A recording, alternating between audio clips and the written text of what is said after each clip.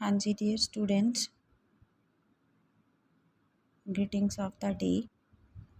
ਅੱਜ ਆਪਣਾ BA 5ਵੀਂ ਸੈਮ ਦਾ ਪਹਿਲਾ ਟੌਪਿਕ ਆਪਾਂ ਸ਼ੁਰੂ ਕਰਨ ਜਾ ਰਹੇ ਹਾਂ, ਕੰਪੈरेटिव पॉलिटिक्स। ਤੁਹਾਡਾ ਬਹੁਤ-ਬਹੁਤ ਸਵਾਗਤ ਹੈ ਸਮਾਰਟ ਸਟੱਡੀ ਹੱਬ ਦੇ ਉੱਪਰ। ਜੇ ਹਜੇ ਤੱਕ ਤੁਸੀਂ ਇਸ ਚੈਨਲ ਨੂੰ ਸਬਸਕ੍ਰਾਈਬ ਨਹੀਂ ਕੀਤਾ ਤਾਂ ਪਲੀਜ਼ ਸਬਸਕ੍ਰਾਈਬ ਕਰ ਲਓ ਤਾਂ ਕਿ ਤੁਹਾਡੇ ਤੱਕ ਹਰ ਆਉਣ ਵਾਲੀ ਖਬਰ ਜਾਂ ਹਰ ਆਉਣ ਵਾਲੇ ਕੰਪੀਟੀਟਿਵ ਐਗਜ਼ਾਮ ਦੇ ਰਿਲੇਟਡ ਮਟੀਰੀਅਲ ਹੈ ਜਿਹੜਾ ਤੁਹਾਨੂੰ ਮਿਲ ਸਕੇ। हाँ जी बच्चे, let's start our topic comparative politics. सब तो पहला ਆਪਾਂ ਇਹ ਜਾਣਨ ਦੀ ਕੋਸ਼ਿਸ਼ ਕਰਦੇ ਹਾਂ ਕਿ ਕੰਪੈरेटिव पॉलिटिक्स ਹੈ ਜੋ ਇਹ ਹੋਂਦ ਵਿੱਚ ਕਿਵੇਂ ਆਇਆ। ਇਹ ਹੋਂਦ ਵਿੱਚ ਰਜੇ ਬਿਹੇਵੀਅਰਲਿਜ਼ਮ ਤੋਂ ਬਾਅਦ ਆਇਆ, ਜਦੋਂ ਬਿਹੇਵੀਅਰਲਿਜ਼ਮ ਜ਼ੋਰ ਫੜਦਾ ਹੈਗਾ ਇੰਟਰਨੈਸ਼ਨਲ ਪੋਲਿਟਿਕਸ ਦੇ ਵਿੱਚ। ਅਤੇ ਬਿਹੇਵੀਅਰਲਿਜ਼ਮ ਦੀ ਸਭ ਤੋਂ ਵੱਡੀ ਦੇਣ ਹੈ ਜਿਹੜੀ ਉਹ ਕੰਪੈरेटिव पॉलिटिक्स ਰਹੀ ਹੈ। ਬਿਹੇਵੀਅਰਲਿਜ਼ਮ ਕੀ ਹੈ? ਬਿਹੇਵੀਅਰਲਿਜ਼ਮ ਰਜੇ ਉਹ ਹੈ ਜਿਹੜਾ ਕਿ ਆਪਾਂ ਨੂੰ ਇਹ ਦੱਸਦਾ ਹੈ ਕਿ ਹਿਊਮਨ ਬਿਹੇਵੀਅਰ ਇਨ ਪੋਲੀਟਿਕਸ ਕੀ ਹੈ। ਕਿ ਜਦੋਂ ਆਪਾਂ ਵੋਟ ਪੇ ਕਰਦੇ ਹਾਂ ਜਾਂ ਜਦੋਂ ਆਪਾਂ ਆਪਣੇ ਵਿਊ ਦਿੰਦੇ ਹਾਂ ਕਿਸੇ ਵੀ ਪੋਲੀਟੀਕਲ ਇਸ਼ੂ ਬਾਰੇ, ਤਾਂ ਉਸ ਸਮੇਂ ਜਿਹੜਾ ਆਪਣਾ ਬਿਹੇਵੀਅਰ ਹੈ ਉਹ ਕਿੰਨਾ ਕਾਰਨਾਂ ਕਰਕੇ ਇਫੈਕਟ ਹੁੰਦਾ ਹੈ। ਉਸ ਤੋਂ ਬਾਅਦ ਗ੍ਰਾਹਮ ਵਾਲਾਸ ਦੀ ਬੁੱਕ ਆਈ ਹੈ 1908 ਦੇ ਵਿੱਚ, human nature in politics. ਐਥਰ Bentley the book I the process of government. ਇਹਨਾਂ ਦੋਨਾਂ ਬੁੱਕਸ ਨੇ ਵੀ ਬਹੁਤ ਇੰਪੋਰਟੈਂਟ ਰੋਲ ਅਦਾ ਕੀਤਾ ਸੀਗਾ ਕੰਪੈरेटिव ਪੋਲੀਟਿਕਸ, ਤੁਲਨਾਤਮਕ ਰਾਜਨੀਤੀ ਲਿਆਉਣ ਦੇ ਵਿੱਚ। ਕੰਪੈरेटिव ਪੋਲੀਟਿਕਸ ਦੇ ਵਿੱਚ ਆਪਾਂ ਦੋ ਗੱਲਾਂ ਦੀ ਸਟੱਡੀ ਕਰਦੇ ਹਾਂ, formal political institutions and informal political institutions. Formal political institutions ਰਜੇ ਉਹ ਹੁੰਦੇ ਆ ਜਿਨ੍ਹਾਂ ਨੂੰ ਬਣਾਉਣ ਦੇ ਲਈ ਕੋਈ ਇੱਕ ਸਟਰਕਚਰ ਬਣਿਆ ਹੋਇਆ ਹੈ। ਜਿਵੇਂ ਕਿ ਇੰਡੀਅਨ ਲੈਜਿਸਲੇਸ਼ਨ ਹੈ, ਆਪਣੀ ਲੈਜਿਸਲੇਟਿਵ ਹੈ।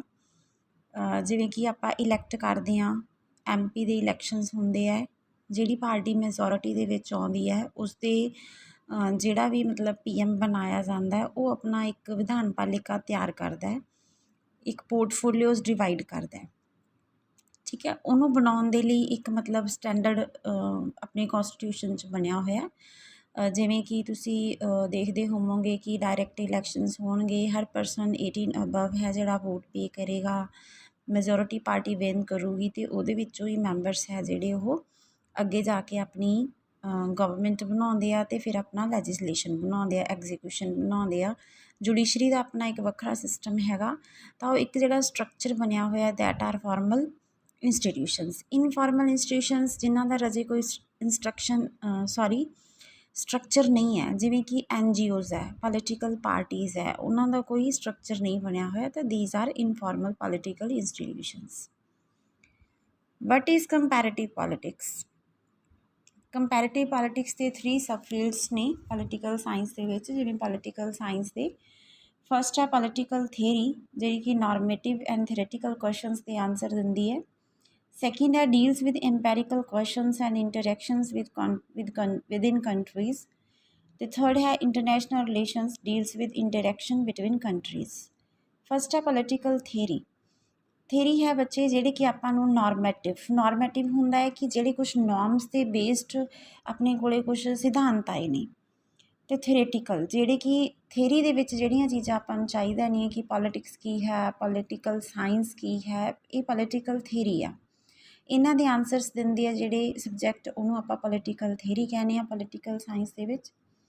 ਸੈਕਿੰਡ ਹੈ ਕੰਪੈरेटिव ਪੋਲੀਟਿਕਸ, ਜਿਹੜੇ ਕਿ ਇੰਪੈਰੀਕਲ ਕੁਐਸਚਨਸ ਹੁੰਦੇ ਆ, ਬਿਹੇਵੀਅਰਲ ਕੁਐਸਚਨਸ, ਜਿਹਦੇ ਵਿੱਚ ਬਿਹੇਵੀਅਰਿਜ਼ਮ ਨੂੰ ਇੰਪੋਰਟੈਂਸ ਦਿੱਤੀ ਜਾਂਦੀ ਹੈ। ਅਤੇ ਦੂਸਰੇ ਕੰਟਰੀਜ਼ ਦੇ ਨਾਲ ਇੰਟਰੈਕਸ਼ਨ ਕਿਵੇਂ ਕਰਦਾ ਇੱਕ ਕੰਟਰੀ, ਉਸ ਦੇ ਬਾਰੇ ਸਟੱਡੀ ਕੀਤੀ ਜਾਂਦੀ ਹੈ। ਇੰਟਰਨੈਸ਼ਨਲ ਪੋਲੀਟਿਕਸ ਹੈਗਾ ਇੰਟਰੈਕਸ਼ਨਸ ਬਿਟਵੀਨ ਕੰਟਰੀਜ਼, ਕਿ ਕੰਟਰੀਜ਼ ਦੇ ਬਿਟਵੀਨ ਜਿਹੜਾ ਇੰਟਰੈਕਸ਼ਨ ਚੱਲਦਾ ਉਹ ਕਿਵੇਂ ਦਾ ਹੈ। ਡਿਫਰੈਂਸ ਕੀ ਹੈ ਕੰਪੈरेटिव ਪੋਲੀਟਿਕਸ ਐਂਡ ਕੰਪੈरेटिव ਗਵਰਨਮੈਂਟ? ਜਿਹੜਾ ਕੰਪੈरेटिव ਗਵਰਨਮੈਂਟ ਹੈਗਾ ਉਹ ਆਰਡਰ ਵਿਸ਼ਾ ਹੈ ਰੈਦਰ ਦੈਨ ਕੰਪੈरेटिव ਪੋਲੀਟਿਕਸ। ਐਰਿਸਟੋਟਲ ਦਾ ਨਾਮ ਤੁਸੀਂ ਸਾਰਿਆਂ ਨੇ ਸੁਣਿਆ ਹੋਣਾ, ਜਿਨ੍ਹਾਂ ਨੇ ਬਹੁਤ ਪੁਰਾਣੇ ਵੀ ਰਹੇ ਨੇ, ਇੱਕ ਅੱਛੇ ਪੋਲੀਟੀਕਲ ਥਿੰਕਰ ਮੰਨੇ ਜਾਂਦੇ ਨੇ। ਇਹਨੇ 158 ਕੌਨਸਟੀਟਿਊਸ਼ਨਸ ਦਾ ਸਟੱਡੀ ਕੀਤੀ ਸੀ। Regarding the difference regarding the nature of study, ਜਦੋਂ ਆਪਾਂ ਇਹਨਾਂ ਦੀ ਸਟੱਡੀ ਕਰਦੇ ਹਾਂ ਤਾਂ ਜਿਹੜਾ ਇਹਨਾਂ ਦਾ ਨੇਚਰ ਹੈ ਦੋਨਾਂ ਦਾ ਉਹ ਵੀ ਵੱਖਰਾ ਹੈ। ਜੇ ਕੰਪੈरेटिव ਗਵਰਨਮੈਂਟ ਕਰਾਂਗੇ ਤਾਂ ਸਿਰਫ ਗਵਰਨਮੈਂਟ ਦੇ organs, farm of government, types of government ਹੈ ਜਿਹੜੀਆਂ ਉਹ ਚੀਜ਼ਾਂ ਆਉਣਗੀਆਂ। ਅਤੇ ਜਦੋਂ ਆਪਾਂ ਕੰਪੈरेटिव ਪੋਲੀਟਿਕਸ ਕਰਾਂਗੇ ਤਾਂ all over politics within the country and outside the country in comparison with other countries, ਉਹ ਸਾਰਾ ਕੁਛ ਇਹਦੇ ਵਿੱਚ ਇਨਵੋਲਵ ਹੋਏਗਾ। ਨੈਕਸਟ ਹੈ difference in their scope. Area ਵੀ ਇੱਕ ਦੂਸਰੇ ਨਾਲੋਂ ਵੱਡਾ ਛੋਟਾ ਹੈ। ਜਿਹੜਾ ਕੰਪੈरेटिव ਪੋਲੀਟਿਕਸ ਹੈ ਉਸਦਾ ਜਿਹੜਾ ਵਿਸ਼ਾ ਹੈ ਉਹ ਜ਼ਿਆਦਾ ਬੜਾ ਹੈ rather than comparative government. Difference with regarding to relation with values. ਜਿਹੜੀਆਂ ਵੈਲਿਊਜ਼ ਹੁੰਦੀਆਂ ਨੇ, ਇੱਕ ਕੰਟਰੀ ਆਪਟ ਕਰਦਾ, ਦੂਸਰਾ ਕੰਟਰੀ ਆਪਟ ਕਰਦਾ ਹੈਗਾ, ਉਹ ਵੀ ਅਲੱਗ-ਅਲੱਗ ਨੇ। ਜੇ ਹੁਣ ਆਪਾਂ ਇੰਡੀਅਨ ਸੋਸਾਇਟੀ 'ਚ ਰਹਿ ਰਹੇ ਹਾਂ ਤਾਂ ਆਪਣੀਆਂ ਵੈਲਿਊਜ਼ ਅਲੱਗ ਹੋਣਗੀਆਂ। ਜੇ ਆਪਾਂ ਕੈਨੇਡੀਅਨ ਜਾਂ ਅਮੈਰੀਕਨ ਸੋਸਾਇਟੀ ਦੇ ਵਿੱਚ ਹਾਂ ਤਾਂ ਉੱਥੇ ਜਿਹੜੀਆਂ ਵੈਲਿਊਜ਼ ਨੇ ਜਾਂ ਨਾਰਮਸ ਨੇ ਉਹ ਅਲੱਗ ਨੇ। ਤਾਂ ਇਹ ਸੋਸਾਇਟੀ ਟੂ ਸੋਸਾਇਟੀ ਵੈਰੀ ਕਰਦੇ ਹੁੰਦੇ ਆ। Difference with regarding to relation with values. Difference regarding ਦਾ ਟੂਲਸ ਆਫ ਸਟੱਡੀ। ਜੇ ਆਪਾਂ ਕਿਸੇ ਦਾ ਸਟੱਡੀ ਕਰ ਰਹੇ ਹਾਂ, ਕਿਸੇ ਵੀ ਦੋ ਕੰਟਰੀਜ਼ ਦਾ ਜਾਂ ਦੋ ਤੋਂ ਜ਼ਿਆਦਾ ਕੰਟਰੀਜ਼ ਦਾ, ਤਾਂ ਟੂਲਸ ਵੀ ਦੋਨਾਂ ਦੇ ਵੱਖਰੋ ਵੱਖਰੇ ਆ। ਜੇ ਤਾਂ ਆਪਾਂ ਕੰਪੈरेटिव ਗਵਰਨਮੈਂਟ ਦਾ ਕਰ ਰਹੇ ਹਾਂ ਤਾਂ ਉਹਦੇ ਵਿੱਚ ਸਿਰਫ ਆਪਾਂ ਲੈਜਿਸਲੇਸ਼ਨ, ਐਗਜ਼ੀਕਿਊਸ਼ਨ ਅਤੇ ਜੁਡੀਸ਼ਰੀ ਦੇ ਉੱਪਰ ਜ਼ਿਆਦਾ ਆਪਣਾ ਮਤਲਬ ਫੋਕਸ ਰਹੇਗਾ। ਅਤੇ ਜੇ ਆਪਾਂ ਕੰਪੈरेटिव ਪੋਲੀਟਿਕਸ ਕਰ ਰਹੇ ਹਾਂ ਤਾਂ ਆਲ ਓਵਰ ਕੰਟਰੀ ਦੇ ਵਿੱਚ ਜੋ ਸਾਰਾ ਕੁਛ ਚੱਲਦਾ, political activities, political structures, political formal institution, informal institutions, ਉਹ ਸਾਰੇ ਕਾਸੇ ਦੀ ਸਟੱਡੀ ਹੈ ਜਿਹੜੀ ਆਪਾਂ ਇਹਦੇ ਵਿੱਚ ਕਰਾਂਗੇ। Difference about the study of infrastructure. ਜਿਹੜਾ ਇਨਫਰਾਸਟਰਕਚਰ ਹੈ ਵਿਦ ਇਨ ਕੰਟਰੀ ਕਿਵੇਂ ਕੰਮ ਕਰਦਾ, ਜਦੋਂ ਆਪਾਂ ਉਹਨਾਂ ਦੀ ਸਟੱਡੀ ਕਰਦੇ ਹਾਂ ਤਾਂ ਉਹ ਵੀ ਵੱਖੋ ਵੱਖ ਹੋਏਗਾ। ਕੰਪੈरेटिव ਪੋਲੀਟਿਕਸ ਦੇ ਵਿੱਚ ਪੋਲੀਟੀਕਲ ਪਾਰਟੀਜ਼ ਕਿਵੇਂ ਬਣਦੀਆਂ ਨੇ, ਪੋਲੀਟੀਕਲ ਪਾਰਟੀਜ਼ ਦੇ ਹੈਡਸ ਕਿਵੇਂ ਬਣਦੇ ਨੇ, ਉਹਨਾਂ ਸਾਰਿਆਂ ਨੂੰ ਵੇਖਾਂਗੇ ਆਪਾਂ।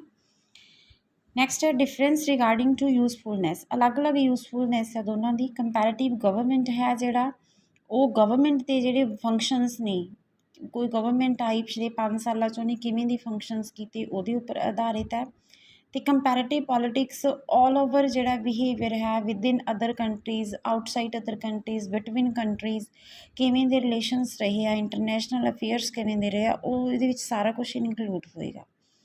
ਡਿਫਰੈਂਸ ਰਿਗਾਰਡਿੰਗ ਪਰਪਸ ਵੀ ਦੋਨਾਂ ਦਾ ਅਲੱਗ-ਅਲੱਗ ਹੈ ਬੱਚੇ। ਜੇ ਆਪਾਂ ਕੰਪੈरेटिव ਗਵਰਨਮੈਂਟ ਦੇਖਾਂਗੇ ਤਾਂ ਆਪਾਂ ਜਦੋਂ ਪੁਰਾਣੀ ਗਈ ਹੋਈ ਗਵਰਨਮੈਂਟ ਹੈ ਜਿਹੜੀ ਰੂਲ ਕਰ ਚੁੱਕੀ ਹੈ, ਜਾਂ ਫਿਰ ਜਿਹੜੀ ਦੂਸਰੇ ਕੰਟਰੀ ਦੇ ਵਿੱਚ ਜਿਹਨੇ ਰੂਲ ਕੀਤਾ ਹੈ ਉਹਦਾ ਡਿਵੈਲਪਮੈਂਟ ਅੱਛਾ ਰਿਹਾ, ਤਾਂ ਆਪਾਂ ਉਹਦੇ ਨਾਲ ਕੰਪੈਰੀਜ਼ਨ ਕਰਾਂਗੇ ਤਾਂ ਕਿ ਆਉਣ ਵਾਲੀ ਜਿਹੜੀ ਗਵਰਨਮੈਂਟ ਆਪਾਂ ਬਣਾਉਣੀ ਹੈ ਉਹਦੇ ਲਈ ਆਪਾਂ ਕੁਝ ਅੱਛੇ ਮਤਲਬ ਕੰਮ ਉਲੀਕ ਸਕੀਏ। ਇਸ ਕਰਕੇ ਦੋਨਾਂ ਦਾ ਪਰਪਸ ਹੈ ਜਿਹੜਾ ਉਹ ਵੀ ਅਲੱਗ-ਅਲੱਗ ਹੈਗਾ। ਜਿਹੜੀ ਡੈਫੀਨੇਸ਼ਨ ਹੈ ਕੰਪੈरेटिव ਗਵਰਨਮੈਂਟ ਅਤੇ ਕੰਪੈरेटिव ਪੋਲੀਟਿਕਸ ਦੀ, ਉਹ ਜੋੜ ਕੇ ਹੀ ਬਣੇਗੀ ਕਿਉਂਕਿ ਦੋਨੋਂ ਸਬਜੈਕਟ ਕੰਪੈरेटिव ਗਵਰਨਮੈਂਟ ਹੈ ਜਿਹੜਾ ਕੰਪੈरेटिव ਪੋਲੀਟਿਕਸ ਦਾ ਇੱਕ ਪਾਰਟ ਹੈ। ਤਾਂ ਐਡਵਰਡ ਫਰੀਮੈਨ ਕੀ ਕਹਿੰਦੇ ਆ ਕਿ comparative politics is comparative analysis of the various forms of government and diverse political institutions. Various forms of government, forms democracy, monarchy, forms of government ਹੈਗੀ ਹੈ। ਇਹਨਾਂ ਦੋਨਾਂ ਦੀ ਸਟੱਡੀ ਆਪਾਂ ਕਰਾਂਗੇ। ਜਿਵੇਂ ਕਿ ਇੰਡੀਆ ਦੇ ਵਿੱਚ ਦੇਖੀਏ ਤਾਂ ਇੰਡੀਆ ਇਜ਼ ਰਿਪਬਲਿਕ ਹੈ ਜੋ ਕਿਉਂਕਿ ਆਪਾਂ ਆਪਣੀ ਪ੍ਰੈਜ਼ੀਡੈਂਟ ਨੂੰ ਇਲੈਕਟ ਕਰਦੇ ਹਾਂ, ਹੈ ਨਾ। ਅਤੇ ਜੇ ਆਪਾਂ ਯੂਕੇ ਦਾ ਐਗਜ਼ਾਮਪਲ ਲਵਾਂਗੇ ਤਾਂ ਯੂਕੇ ਰਿਪਬਲਿਕ ਨਹੀਂ ਹੈ ਬਿਕੋਜ਼ ਆਫ ਜਿਹੜੀ ਉੱਥੋਂ ਦੀ ਚੇਅਰ ਹੈ ਪ੍ਰੈਜ਼ੀਡੈਂਟ ਜਾਂ ਮੋਨਾਰਕ ਹੈ ਜਿਹੜਾ, ਉਹ ਨੈਪੋਟਿਜ਼ਮ ਦੇ ਆਧਾਰ ਦੇ ਉੱਪਰ ਉਹ ਪੋਜੀਸ਼ਨ ਹੈ ਜਿਹੜੀ ਉਹ ਚੱਲ ਰਹੀ ਹੈ। ਦੂਸਰੀ ਗੱਲ ਕੀਤੀ ਹੈ ਡੈਫੀਨੇਸ਼ਨ ਦੇ ਵਿੱਚ ਪੋਲੀਟੀਕਲ ਇੰਸਟੀਟਿਊਸ਼ਨਸ, ਤਾਂ ਪੋਲੀਟੀਕਲ ਇੰਸਟੀਟਿਊਸ਼ਨ ਦੇ ਵਿੱਚ ਪਾਰਲੀਮੈਂਟ, ਲੈਜਿਸਲੇਸ਼ਨ, ਐਗਜ਼ੀਕਿਊਸ਼ਨ, ਜੁਡੀਸ਼ਰੀ ਹੈ। ਤਾਂ ਇਹ ਦੋਨੋਂ ਹੀ ਕੰਪੈरेटिव ਪੋਲੀਟਿਕਸ ਦਾ ਹਿੱਸਾ ਹੈ, farms of government and political institutions. Comparative government is concerned with significant irregularities, similarities and differences in working of political institutions and in political behavior।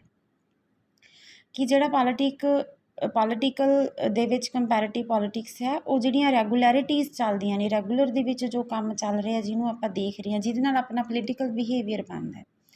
ਜਿਵੇਂ ਕਿ ਆਪਾਂ ਪ੍ਰੈਜੈਂਟ ਐਗਜ਼ਾਮਪਲ ਜੇ ਆਪਾਂ ਲੈਂਦੇ ਹਾਂ BJP ਦਾ ਇੰਡੀਆ ਦੇ ਵਿੱਚ, ਤਾਂ ਆਪਾਂ ਦੇਖਦੇ ਸੀ ਕਿ ਆਪਾਂ ਕਿਸ ਪਰਪਸ ਨੂੰ ਲੈ ਕੇ ਗਵਰਨਮੈਂਟ ਬਣਾਈ ਸੀ ਅਤੇ ਕਿਸ ਪਰਪਸ ਦੇ ਉੱਪਰ ਇਹ ਕੰਮ ਕਰ ਰਹੀ ਹੈ। ਅਤੇ ਇਹ ਜਿਹੜਾ ਕੰਮ ਕਰ ਰਹੀ ਹੈ, ਦੀਜ਼ ਆਰ ਰੈਗੂਲੈਰਿਟੀਜ਼। ਸਿਮਿਲੈਰਿਟੀਜ਼, ਜੇ ਆਪਾਂ ਦੋ ਗਵਰਨਮੈਂਟ ਨੂੰ ਜਾਂ ਦੋ ਸਟੇਟਸ ਦੇ ਵਰਕਿੰਗ ਨੂੰ ਕੰਪੈਰੀਜ਼ਨ ਕਰਦੇ ਹਾਂ ਤਾਂ ਸਿਮਿਲੈਰਿਟੀਜ਼ ਵੀ ਮਿਲਣਗੀਆਂ ਆਪਾਂ ਨੂੰ, ਅਤੇ ਆਪਾਂ ਨੂੰ ਉਹਦੇ ਵਿੱਚ ਡਿਫਰੈਂਸਿਸ ਵੀ ਮਿਲਣਗੇ, ਦੋਨੋਂ ਚੀਜ਼ਾਂ ਮਿਲਣਗੀਆਂ।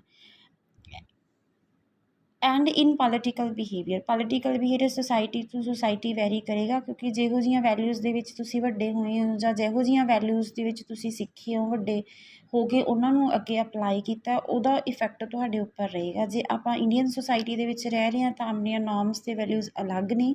ਜੇ ਆਪਾਂ ਕੈਨੇਡੀਅਨ ਜਾਂ ਅਮੈਰੀਕਨ ਸੋਸਾਇਟੀ ਦੇ ਵਿੱਚ ਜਾਂ ਯੂਕੇ 'ਚ ਮੂਵ ਕਰ ਰਹੇ ਹਾਂ ਤਾਂ ਉੱਥੇ ਆਪਣਾ ਬਿਹੇਵੀਅਰ ਹੈ ਜਿਹੜਾ ਉਹ ਅਲੱਗ ਹੋਏਗਾ। ਆਪਣਾ ਹਿਊਮਨ ਬਿਹੇਵੀਅਰ ਹੈ ਜਿਹੜਾ ਵੈਰੀ ਕਰਦਾ ਹੈ ਸਿਚੁਏਸ਼ਨ ਦੇ ਅਕੋਰਡਿੰਗ ਅਤੇ ਟਾਈਮ ਦੇ ਅਕੋਰਡਿੰਗ। ਤਾਂ ਇਹਨਾਂ ਦੋਨਾਂ ਦੀ ਸਟੱਡੀ ਹੈ ਜਿਹੜੀ ਆਪਾਂ ਕੰਪੈਰੇਟਿਵ ਪੋਲੀਟਿਕਸ ਦੇ ਵਿੱਚ ਕਰਦੇ ਹਾਂ। ਥੈਂਕ ਯੂ ਵੈਰੀ ਮੱਚ ਬੱਚੇ।